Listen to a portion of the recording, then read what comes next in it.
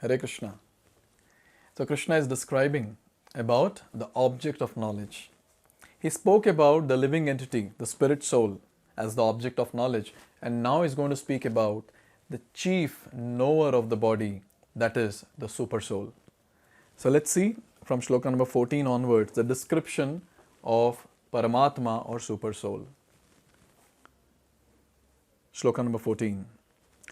Sarvatah panipadam tat sarvatokshi shiromukham sarvatah shrutimaloke sarvam avritya tishtati. So it is said, Sarvatah pani padam tat. Everywhere are his pani and padam, that is his hands and legs. Sarvatah akshi shiraha mukhaha. That is, everywhere are his eyes, then shiraha, head, and mukham, the face. Sarvatah shrutimaloke. He has his ears everywhere. And then it is said, Sarvam avritya tishtati. In this way, the super soul exists, pervading everything. So again, these descriptions of the Supreme Personality of Godhead in his Paramatma feature is actually telling us that how great and how infinite this personality is. So let's try to get some more details about this particular shloka, which is describing the Paramatma feature of the Lord.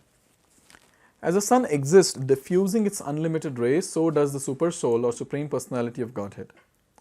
He exists in his all-pervading form, and in him exists all the individual living entities. So, Lord is all-pervading, Paramatma or super soul is all-pervading, and everything that exists is actually resting on the Lord. This is what is the point that is made. There are unlimited heads, legs, hands and eyes and unlimited living entities. All are existing in and on the super soul. Therefore, the super soul is all pervading. The individual soul, however, cannot say that he has his hands, legs and eyes everywhere. That is not possible. If he thinks that under ignorance, he is not conscious that his hands and legs are diffused all over.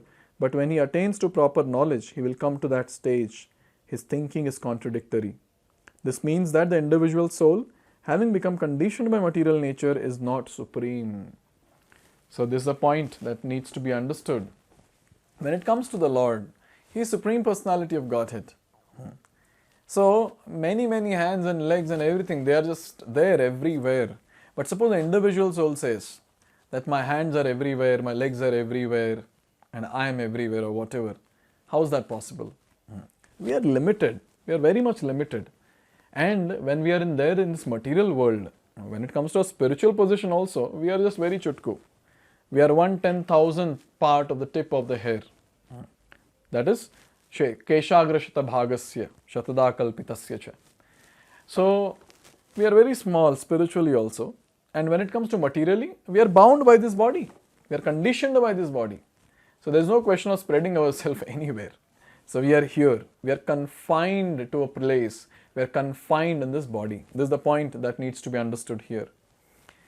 And then it is said, so it's a very important point to note that we living entities can never become supreme. We are always subordinate to the Supreme. If by chance, any time we get this misconception, misunderstanding that I am supreme, we have to come back. We have to come back to our position, the position of humility, and accept the fact that I am subordinate and I'm not supreme. I can never become supreme. The Supreme is different from individual soul. The Supreme Lord can extend his hand without limit. The individual soul cannot. So what is the proof that the Supreme Soul can extend his hand? Here is the answer. In Bhagavad-gita, in 9.26, what did Lord say? Patram pushpam phalam toyam yo me bhakta prayachati tadaham bhaktiya uparitam ashnami prayatatmanah. So Lord is saying, you offer me a leaf or a fruit, flower or even little water with love and devotion, I accept it. But all of us know that Lord is there in his abode. In Brahma Samhita it is said, Goloka eva nivasat akhilatma bhuto. So Lord is there in his abode, Goloka Vrindavana, and is performing all his wonderful pastimes there. But then we are in this material world, we offer a leaf, fruit, flower, water. How is Lord accepting? Here is the answer that is given. This is the omnipotence of the Lord. Even though he is situated in his own abode, far, far away from earth, he can extend his hand to accept what anyone offers. How nice it will be, no? When it comes to living entities, if they can do that. Sitting in the office, they can extend their hand to the home and then take the lunch and eat. No need to carry lunch box. We cannot do that. We are baddhaji, we are conditioned to the cycle of birth and death and confined in this body made up of earth, water, fire, air, ether. We are jada. But when it comes to the Lord, he is Sachidananda Vigraha. He is completely spiritual and he can do anything. He can do anything. This is the point that has to be noted. And he is anywhere. Even if he is there in the spiritual world, he is all pervading. That is what is the quality of the Supreme Personality of Godhead. He is there at one place, but at the same time all pervading. Now if we start analyzing this, it will be like bewildering. But then, this is what God can do. This is what Krishna can do. He can simultaneously be at one place and everywhere. This is the point. The individual soul cannot claim that he is all pervading. Therefore, this verse describes the super soul, the personality of Godhead, not the individual soul. So whenever such descriptions are given about all pervasiveness, so never we should mistake that, oh, individual soul is all pervading. No. It's the super soul who is all pervading and not the individual soul.